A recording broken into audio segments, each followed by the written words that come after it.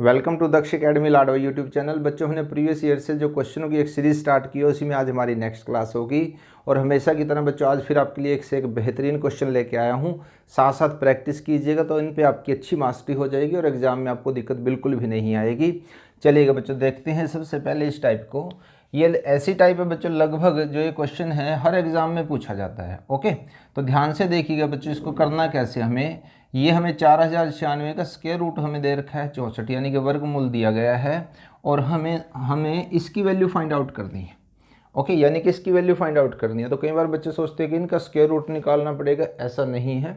अगर आप एक चीज़ ध्यान से देखें, इनको डेसिमल को 1 मिनट के लिए भूल जाएं तो ये सेम टू सेम वैल्यू होगी। देखिएगा ज़रा, सभी में एक ही जैसी वैल्यू है। अगर डेसिमल को 1 मिनट के लिए भूल जाएं हम, तो इनको करना कैसे है सॉल्व। सबसे पहले तो बच्चों एक बात ध्यान रखिएगा, ये कि देखिएगा हम इसके पेयर बनाते हैं। 2 पेयर बने हमारे, तो इसके जो स्क्वायर रूट होगा उसके डिजिट भी बच्चों हमारे 2 होंगे। यानी कि जितने स्क्वायर रूट में पेयर होते हैं उतने ही हमारे यहाँ पे डिजिट बनते हैं स्क्वायर रूट में। ठीक है, इतनी बात। अब देखिएगा यहाँ पे डेसिमल है, तो क्या हुआ बच्चों, एक पेयर डेसिमल से पहले हो गया और एक पेयर डेसिमल के बाद। तो इसका मतलब क्या है, जो इसकी वैल्यू आएगी वो हमारे पास ये वैल्यू आएगी। आई थिंक समझ रहे होंगे इस बात को। ठीक है, अब बात यहाँ पे आती है बच्चों, देखिएगा ये दोनों ही पेयर जो है वो डेसिमल के बाद चले गए हैं। तो इसका मतलब ये दोनों डिजिट जो हैं वो डेसिमल के बाद हो जाएंगे। और यहाँ पे देखिएगा बच्चों, ये 0 का एक पेयर बना है 40 का, और ये इसका मतलब क्या है, अब यहाँ पे 3 पेयर बने हैं डेसिमल के बाद। तो हमारे पास तो यहाँ पे देखिएगा 2 ही डिजिट हैं। तो हम क्या करेंगे, यहाँ पे एक 0 और लिख देंगे इस तरह से। अब आपने क्या करना है, इन सभी की वैल्यू को प्लस करके आपका आंसर आ जाएगा। तो अगर हम यहाँ पे इस वैल्यू को इस तरह से प्लस करें तो हमारे पास बच्चों आंसर क्या बनता है वो देखिएगा। यहाँ पे देखिए बच्चों 4 और यहाँ पे 0 1 और यहाँ पे आएगा 7, यानी कि 7.104 ये आपका आंसर हो गया। अब नेक्स्ट को देखते हैं बच्चों, ये भी इसी जैसी टाइप है। तो यहाँ पे हम देखते हैं बच्चों, देखिएगा पेयर जो हमारे बने हैं यहाँ पे 2, लेकिन यहाँ पे 1 का पेयर नहीं है। तो हम अगर कोई सिंगल रह जाता है तो यहाँ पे एक 0 लगाकर इसका पेयर मान सकते हैं। ठीक है, अदरवाइज ये 3 में ही काउंट होगा। तो इसके डिजिट देखिएगा बच्चों कितने हैं, स्क्वायर रूट में 3 आए हुए हैं। एक बात आपको और बता दें बच्चों, जिनके लास्ट में 5 होता है उनका स्क्वायर कैसे फाइंड आउट करना है, और जिनके स्क्वायर रूट में 25 होता है उनका स्क्वायर रूट कैसे फाइंड आउट करना है, इसके ऊपर बच्चों हमने एक क्लास और ली हुई है। जैसे आप देख रहे होंगे तो आप चैनल की प्लेलिस्ट में जाकर वहाँ से इस तरह की क्लासेज और देखें ताकि आपको इन पे अच्छी मास्टरी हो सके। ओके, तो देखिएगा इसी क्वेश्चन की तरह ये क्वेश्चन है। यहाँ पे देखिएगा इसकी वैल्यू कितनी आएगी बच्चों, देखिएगा सेम है ना ये, यहाँ से तो 125 आ जाएगी। और यहाँ से वैल्यू क्या बनेगी, देखिए डेसिमल के बाद एक पेयर गया है तो इसका मतलब क्या है 12.5। और यहाँ पे अगर हम बात करें बच्चों तो यहाँ पे देखिएगा, समझ पा रहे हो ना इस बात को, बहुत ईजी है। अब यहाँ से क्या हो जाएगा 125, क्लियर है। अब आपने क्या करना है, इन वैल्यूज़ को प्लस करना है। देखिएगा 125, अब यहाँ देखिएगा डेसिमल नहीं है, ध्यान से देखो इसके पीछे डेसिमल नहीं है। तो हम क्या करेंगे, डेसिमल लगाकर एक 0 लगा देंगे यहाँ पे और इनको सारों को इस तरह से प्लस कर देंगे। जब कभी डेसिमल की बात आए बच्चों, ऐड करना हो या सब्ट्रैक्ट करना हो, तो एक बात का हमेशा ध्यान रखिए, ये डेसिमल की सीध में डेसिमल आना ज़रूरी है बस। ओके, खाली जगह पे आप जीरोज भर सकते हो, अदरवाइज़ यूँ ही आप जब प्रैक्टिस कर लोगे तो ये यूँ ही सॉल्व होना स्टार्ट हो जाएगा, आपको दिक्कत नहीं आएगी। ठीक है, तो यहाँ से कितना आंसर आया बच्चों, देखिएगा 138.875, ये इसका आंसर है। ठीक है, आई होप यहाँ तक तो समझ में आ ही रहा होगा। अब बच्चों देखिएगा, हमेशा की तरह हम एक क्वेश्चन आपको ज़रूर देते हैं।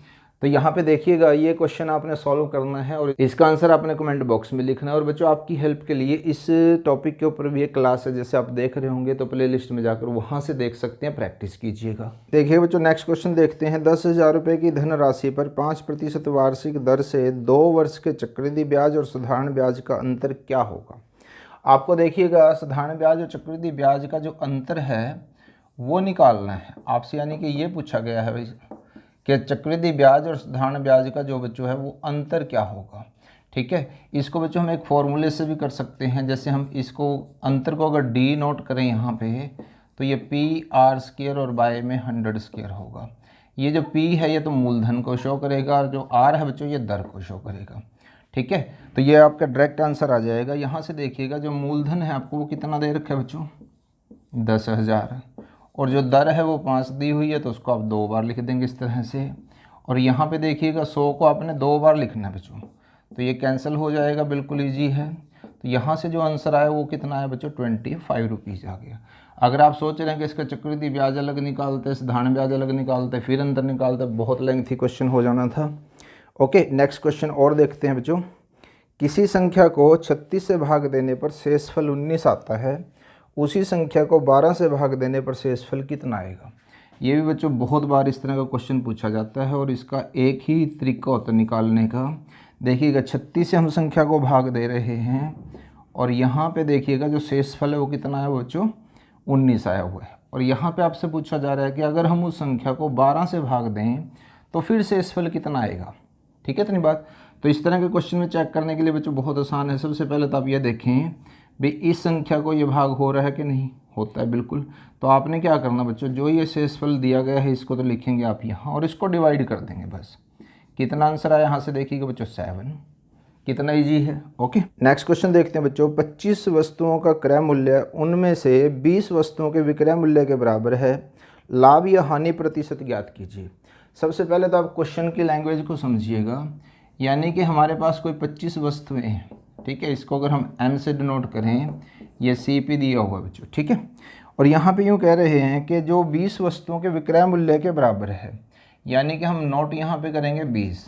कहने का मतलब क्या बच्चों, देखिएगा कि अगर हम 25 वस्तुओं को खरीदते हैं और उनमें से 20 को बेचते हैं, ओके, तो हमारी जो राशि जो हमने 25 वस्तुओं पे खर्च करी थी वो हमारी पूरी हो जाती है। तो इसका मतलब अभी भी हमारे पास 5 वस्तुएं और बची हुई हैं, यानी कि हमें लाभ होगा। तो जैसे क्वेश्चन में दिया गया है ना कि लाभ होगा या हानि होगा, तो सबसे पहले तो आपने एक बात का ध्यान रखना कि इसमें लाभ होगा। तो ऑप्शन में भी कई बार लाभ और हानि हो, तो लाभ वाले जो ऑप्शन है वो आपके ठीक होंगे। अब इसमें से देखिएगा इस पैटर्न को आपने थोड़ा सा याद रख लेना है। जब कभी कोई इस तरह का क्वेश्चन आए तो आप इस पैटर्न को लगा दीजिएगा यहाँ से, M माइनस में N बाय में N और इंटू में 100। M क्या है बच्चों, देखिएगा ये हमेशा क्रय मूल्य होगा यहाँ से, और जो N है जो विक्रय मूल्य वस्तुओं का होगा वो दिया गया होगा उसके बराबर होगा, वो आपने लेना है। यहाँ पे बाय में 20 आएगा, ये बात ध्यान रखिएगा। तो यहाँ से देखिएगा 25 में से 20 को माइनस करते हैं तो 5 बना। जब आप इसको कैंसिल करते हैं बच्चों, यहाँ से कितना आ जाएगा, 25। यानी कि जो इसका आंसर आया वो 25% प्रॉफिट आया। ठीक है, इतनी बात। नेक्स्ट क्वेश्चन देखिएगा। 11 छात्रों की औसत आयु 20 वर्ष है। यदि उनके शिक्षक की आयु भी सम्मिलित कर दी जाए तो आयु जो औसत आयु बच्चों 10% बढ़ जाती है। शिक्षक की आयु क्या है। यहाँ थोड़ा सा चेंज आपको दिया गया है। जो बढ़ोतरी है बच्चों वो परसेंटेज में दी गई है। और आपको पता है बच्चों जब हम योग निकालते हैं तो योग क्या होता है, जो औसत होता है हमारा उसको हम संख्या से गुणा करते हैं। योग के लिए क्या करते हैं, जो औसत होता है उसको हम संख्या से गुणा करते हैं। ठीक है, तो यहाँ देखिएगा आपको दिया गया है कि जो 11 छात्र हैं उनकी जो औसत आयु है वो 20 वर्ष है। तो इसका मतलब अगर उनके योग की हम बात करें तो वो कितना होगा बच्चों, 220 होगा। अब उसमें हम एक शिक्षक को और शामिल कर देते हैं तो इसका मतलब क्या है, वो 11 से कितने हो गया, संख्या कितनी होगी, 12। लेकिन यहाँ पे जो औसत है, औसत में देखिए ये नहीं कहा गया कि 1 वर्ष बढ़ेगा या 2 बढ़ेगा। औसत में आपको ये कहा गया है कि जो पहला औसत है उसका 10% इंक्रीज हो जाता है। तो अगर आप इसका 10% निकालते हैं तो बच्चों वो आता है 2। तो इसका मतलब 20 तो था हमारे पास, अब कितना हो गया, 22। ध्यान से समझ लो ज़रा। ठीक है, जब आप इसको मल्टीप्लाई करते हैं यहाँ से तो ये कितना आता है, 264। ठीक है, तो माइनस करेंगे बच्चों हम इसमें, यहाँ से देखिएगा 44। अब ये देखिएगा ये 12 का योग है और ये 11 का है। तो जब हम इसमें से माइनस करते हैं तो इसका मतलब क्या है, ये जो टीचर है ये उसकी उम्र आ जाएगी, यहाँ से उसकी आयु आ गई आपके पास। नेक्स्ट क्वेश्चन देखते हैं बच्चों। देखिएगा 60 फुट ऊंचे खंबे पर एक बंदर 1 मिनट में 9 फुट चढ़ता है और दूसरे मिनट में 2 फुट फिसलता है। वह खंबे की चोटी पर कितनी देर में चढ़ पाएगा। ये बच्चों मैथ्स में भी क्वेश्चन इसी तरीके से यूज होता है और कई बार ना बच्चों ये आपका रीजनिंग में भी क्वेश्चन आ जाता है। तो सबसे पहले तो देखिएगा बच्चों यहाँ पे जो पोल की हाइट है वो 60 फीट है। ध्यान से समझ लो जरा इस क्वेश्चन को। और यहाँ पे आपको ये कहा गया है कि जो बंदर है वो पहले मिनट के अंदर 9 फीट जो है वो चढ़ता है। ठीक है, और अगले ही मिनट, ध्यान से देखिएगा, अगले ही मिनट वो 2 फीट जो है वो फिसल जाता है। यानी कि खंबे पर 9 फीट वो चढ़ा और 2 फीट जो है वो फिसल जाता है। इसका मतलब क्या है बच्चों, यानी कि वो कुल 7 फीट जो है वो जो डिस्टेंस है वो कवर करता है, यानी कि 2 मिनट के अंदर 7 फुट जो है वो खंबे पे चढ़ाई चढ़ता है। Is that clear? अब आपने क्या ध्यान रखना बच्चों, यहाँ पे एक चीज़ का और ख़ास ध्यान रखिएगा कि जैसे 9 है, जो पहली छलांग है उसकी 9 है, तो आप क्या करेंगे, इसमें से माइनस कर दो इसको, यानी कि ये 51 जो है वो फुट आ जाएगा। समझे रहे उस बात को? अब आपने क्या करना, देखिए 2 मिनट में वो 7 फुट जो है वो चढ़ाई चढ़ता है। इसका मतलब क्या है, जो सबसे पहले तो बंदर को आपको यहाँ तक पहुँचाने की ज़रूरत है, लेकिन आप देखिएगा 7 की टेबल में कहीं पे भी 51 नहीं आता, तो आप क्या करेंगे, इसको टेबल को थोड़ा सा और आगे बढ़ाएंगे, यानी कि इसको इससे डिवाइड करना होता है। अगर ये पूरा डिवाइड हो जाए तो अच्छी बात, नहीं हो तो फिर हम क्या करेंगे, उससे आगे कर लेंगे। जैसे 7 की अगर हम टेबल रीड करते हैं बच्चों, तो 7 8 56 होते हैं, यानी कि वो यहाँ पे पहुँचेगा 56 फीट पे। क्लियर है इतनी बात? अब आपने ध्यान ये रखना है कि वो 8 छलांगों में यहाँ तक पहुँच जाएगा, तो इधर जो टाइम लेगा वो कितना लेगा बच्चों, यहाँ से देखिएगा 16 मिनट, और यहाँ से भी जब हम बात करते हैं कि कितनी ऊंचाई पे हो जाएगा, वो तो 56 फीट। अब यहाँ से जो बाकी बची है, जो ऊंचाई बची है, वो कितनी बची है बच्चों, 4 फीट बची है। अब देखिएगा यहाँ पे 17 मिनट नहीं आएगा। क्यों नहीं आएगा? क्योंकि 1 मिनट में वो 9 फीट जाता है, और यहाँ पे कितना है देखिएगा 4 फीट जाना, सिर्फ पूरा मिनट तो बच्चों लगेगा नहीं। तो हम इसको कैसे करेंगे, समझने के लिए देख लीजिएगा इसको पहले, फिर हम डायरेक्ट कर सकते हैं। 9 फीट जाता है वो 1 मिनट में, ठीक है। तो 1 फीट की जो हाइट है वो 1/9 मिनट में तय करेगा, और हमें यहाँ पे निकालने बच्चों 4 फीट की, तो इसका मतलब क्या है, 4 से आप इसको गुना कर देंगे, यानी कि कितना आ गया बच्चों यहाँ से 4/9। तो इसका मतलब क्या देखिएगा, 16 मिनट तो यहाँ है बच्चों, और प्लस में 4/9 मिनट यहाँ पे। क्लियर है? तो जब हम इनको यहाँ पे एलसीएम लेने की जरूरत नहीं, बस जस्ट इस प्लस को हटा देते हैं, तो ये कितना आ जाएगा बच्चों, देखिएगा 16 से ही 4/9 मिनट। बहुत इंपॉर्टेंट है बच्चों ये। इस तरह के बच्चों और भी क्वेश्चन आप देखना चाहते हैं तो चैनल की प्लेलिस्ट में जाएं, जो वीडियो आपको नज़र आ रही है इसको ज़रूर देखें, ये सारा कंसेप्ट आपको बहुत अच्छे तरीके से क्लियर हो जाएगा। नेक्स्ट क्वेश्चन देखते हैं बच्चों, देखिएगा यहाँ पे दिया गया है बच्चों कि 2 ट्रेन जिनकी लंबाई 132 मीटर व 108 मीटर है, एक दूसरे की विपरीत दिशा में 32 किलोमीटर प्रति घंटे और 40 किलोमीटर प्रति घंटे की चाल से चल रही है, वे कितने समय में एक दूसरे को पार कर जाएंगी। ठीक है, यहाँ देखिएगा बच्चों, सबसे पहले तो आपने क्या ध्यान रखना है कि जो ट्रेन है वो 132 मीटर की इस तरह से, और दूसरी जो ट्रेन है वो 108 मीटर की, और ये विपरीत दिशा में चल रही है। This is the most important point. जो पहले वाली ट्रेन है वो 32 किलोमीटर प्रति घंटे के हिसाब से चलती है, और जो दूसरी ट्रेन है वो 40 किलोमीटर प्रति घंटे के हिसाब से चलती है। जब ये इस तरह से चलेंगे, इसको बोलते हैं बच्चों विपरीत दिशा। क्या बोलते हैं? विपरीत। और विपरीत दिशा का बच्चों बहुत ध्यान रखना अपने, जब ये विपरीत दिशा में चलेंगी तो जो चाल होगी वो इनकी प्लस होगी। अब बात ये आती है कि इन्होंने डिस्टेंस कितनी तय करी है, तो जब कभी डिस्टेंस की बात आती है तो दोनों ट्रेन को प्लस कर देते हैं जो इनकी लंबाई होती है। तो यहाँ से कितना आ जाएगा बच्चों, देखिएगा 240 मीटर। अब जो स्पीड है बच्चों, देखिएगा स्पीड हमने करनी है प्लस, क्योंकि एक दूसरे की हेल्प करेंगे क्रॉस करने में। तो जब हम इनको प्लस करते हैं तो ये आएगा बच्चों 72 किलोमीटर प्रति घंटे की। ठीक है, ये तो चाल आ गई हमारे पास, लेकिन ध्यान ये रखना है कि ये तो मीटर में है और ये किलोमीटर पर हार में है। तो सबसे पहले बच्चों हम इसको चेंज करेंगे।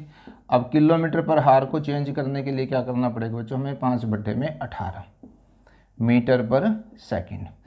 ओके, तो यहाँ से कितना आ जाएगा बच्चों, 20 मीटर पर सेकंड। हर एक टॉपिक की बच्चों हमने अलग अलग वीडियोस बनाई हुई है, चैनल की प्लेलिस्ट में जाएं, वहाँ से आपको डिटेल में मिल जाएगा। यहाँ पर हम क्वेश्चन पेपर के हिसाब से क्वेश्चंस करा रहे हैं आपको, थोड़ा सा फास्ट भी चलते हैं। ये सारे कंसेप्ट हमने आपको डिटेल में करवाए हुए हैं। ठीक है, तो यहाँ से देखिएगा बच्चों, अब हमें निकालना है टाइम। तो टाइम क्या होता है, डिस्टेंस बाय में स्पीड, यानी कि डिस्टेंस कितनी है बच्चों, देखिएगा 240, और जो स्पीड है हमारी वो कितनी है बच्चों, 20 है। तो जब हम इसको कैंसिल करते हैं तो कितना आ जाएगा बच्चों, 12 सेकेंड। जैसे बच्चों वीडियो पसंद आए तो लाइक शेयर कमेंट करना मत भूलिएगा, और चैनल को जरूर सब्सक्राइब कर लीजिएगा। नेक्स्ट क्वेश्चन देखिएगा बच्चों, 2 नल एक टंकी को क्रम से 12 मिनट और 15 मिनट में भर सकते हैं, जबकि एक तीसरा नल इसे 20 मिनट में खाली कर सकता है। तीनों नल टंकी को कितने समय में भर देंगे।